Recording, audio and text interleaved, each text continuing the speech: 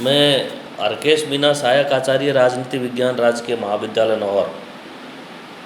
आज हम BA part 3 political science में पश्चिमी राजनीतिक विचारकों में अरस्तु के क्रांति से बचने के उपायों के बारे में अध्ययन करेंगे। ये अरस्तु ने क्रांतियों के जो कारण बताए हैं, उनके साथ साथ उन्होंने क्रांतियों से बचने के उपाय भी बताए। तो पिछले वीडियो में हमने क्रांतियों के कारणों के बारे में पढ़ा, किन किन कारणों से जो है राज्य में क्रांति हो सकती है। अब हम पढ़ेंगे कि इन क्रांतियों से बचा कैसे जा सकता है। तो अरस्तु ने क्रांतियों से बचने के लिए जो उपाय बताए हैं, वो उपाय है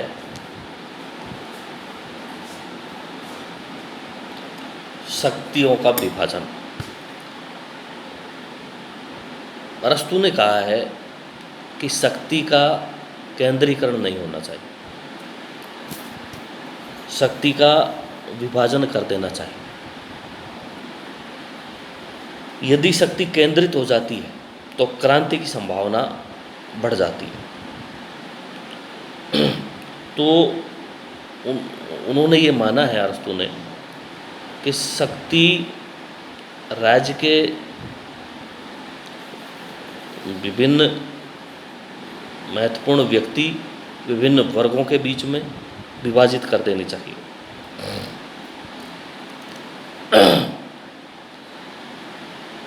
इसके साथ साथ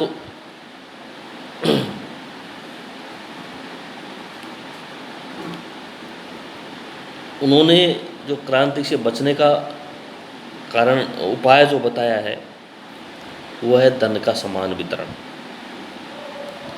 और सुदृढ़ मध्यम वर्ग की स्थापना।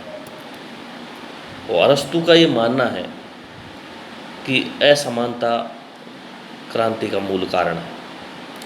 असमानता यदि होगी तो क्रांति होगी। इसलिए उन्होंने कहा कि धन का समान वितरण होना चाहिए। जिस राज्य में सुदृढ़ मध्यम वर्ग होगा, उस राज्य में क्रांति की संभावनाएं उतनी कम होगी। इसलिए मध्यम वर्ग सुदृढ़ होना चाहिए। इसलिए उन्होंने कहा है कि राज्य को ऐसी आर्थिक नीतियों का पालन करना चाहिए जो तीव्र आर्थिक असमानता को कम कर दे और राज्य में एक सुदृढ़ मध्यम वर्ग की स्थापना कर दे।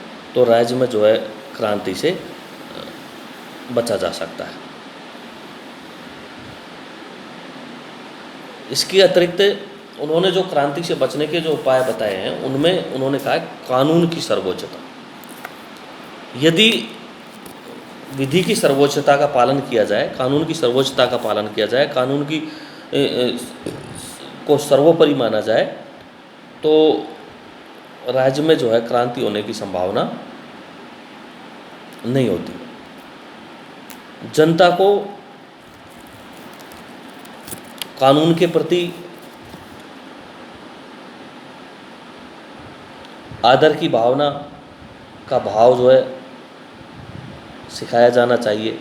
उनमें खुद जो है शासक को भी कानून के नियंत्रण में रहना चाहिए, कानून के अनुसार शासन करना चाहिए, ताकि वो जनता को ये प्रेरणा दे सके कि मैं खुद कानून का पालन कर रहा हूँ, इसलिए आप सबको भी कानून का पालन करना होगा। कानून सर्वोपरि है, कानून जिस बात को कहता है उसी बात को हम सबको मानना पड़ेगा।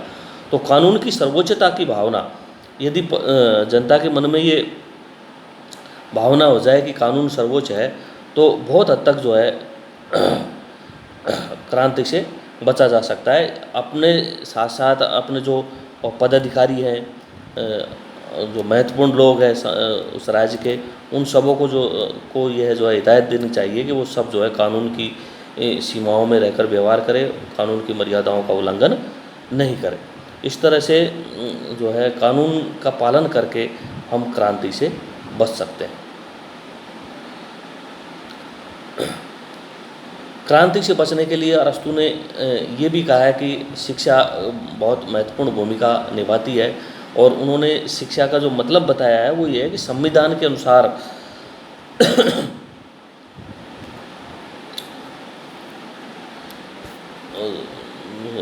जीवन पद्धति में लोगों को जो है शिक्षित करना, शिक्षा ऐसी होनी चाहिए जो संविधान के प्रति लोगों की भावना को बढ़ा सके, एक सद्भावना संविधान के प्रति विकसित कर सके, संविधान को समझ सके, इसलिए संविधान के प्रति उनकी निष्ठा बनी रहे। तो शिक्षा ऐसी होनी चाहिए जिससे कि संविधान के प्रति आदर भाव जनता के मन में पैदा हो। तो इस तरह से उस जीवन पद्धति से शिक्षा की व्यवस्था इस तरह से की जानी चाहिए कि लोगों में संविधान के प्रति एक सम्मान की भावना पैदा, लोगों में संविधान के प्रति निष्ठा बनी रहे,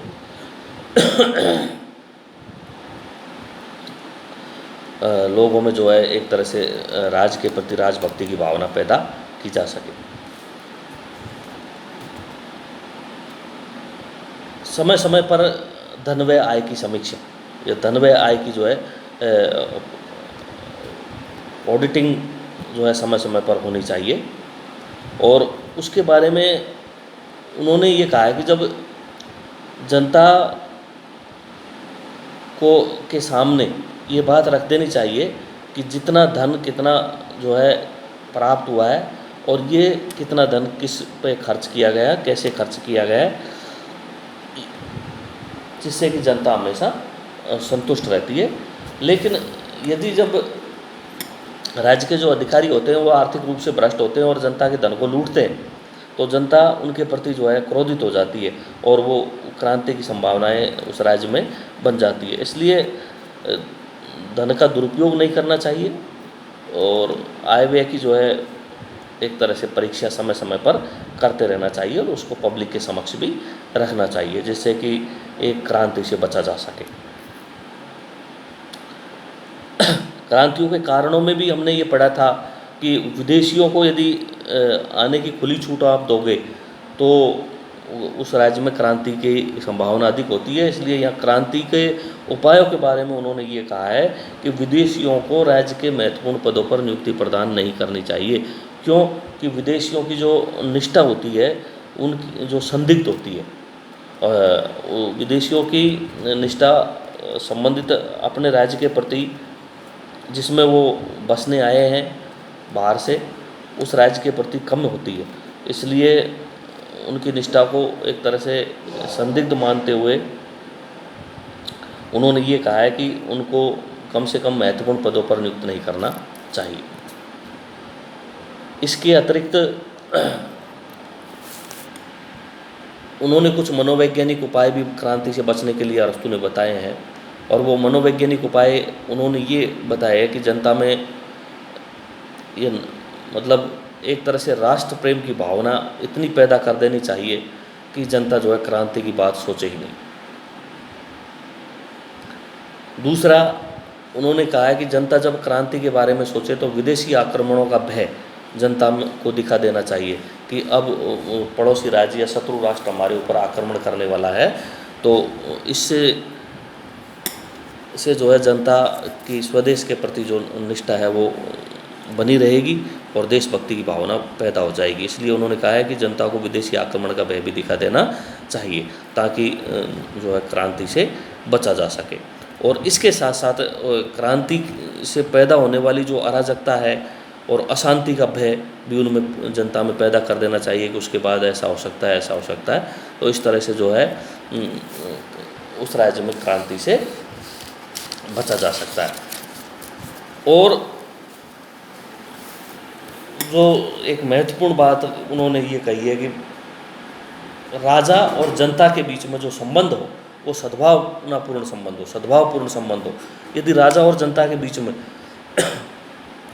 शासक वर्ग और शासित के बीच में सद्भावनापूर्ण संबंध स्थापित हो जाते हैं तो हम क्रांति से बच सकते हैं, वहाँ पे क्रांति होने की कोई संभावना ही नहीं रहेगी। इसके लिए ये आवश्यक यही है कि सामान्य जनता को जो है सत्ता में हिस्सेदार बनाया जाना चाहिए, और जो योग्य है, प्रतिभाशाली है, महत्वाकांक्षी व्यक्ति है, उनको उचित सम्मान देना चाहिए, पद देना चाहिए। जो भी सार्वजनिक शिकायतें आए जो या सार्वजनिक असंतोष की भावना कोई उभर के आए, या इस तरह की कोई पब्लिक के सामने कोई समस्या आए, तो तुरंत उसका समाधान करना चाहिए। जनता के प्रति सहानुभूति की भावना रखनी चाहिए, करुणा की भावना रखनी चाहिए, ताकि सामान्य जन को में जो है ये भावना पैदा हो कि राजा हमारे लिए त्याग और समर्पण की भावना से कार्य करने के लिए तैयार है। तो इस तरह जब शासक और शासित के बीच में एक तरह से सद्भावनापूर्ण संबंध स्थापित हो जाते हैं, तो उस राज्य में भी क्रांति होने की संभावना नहीं होती।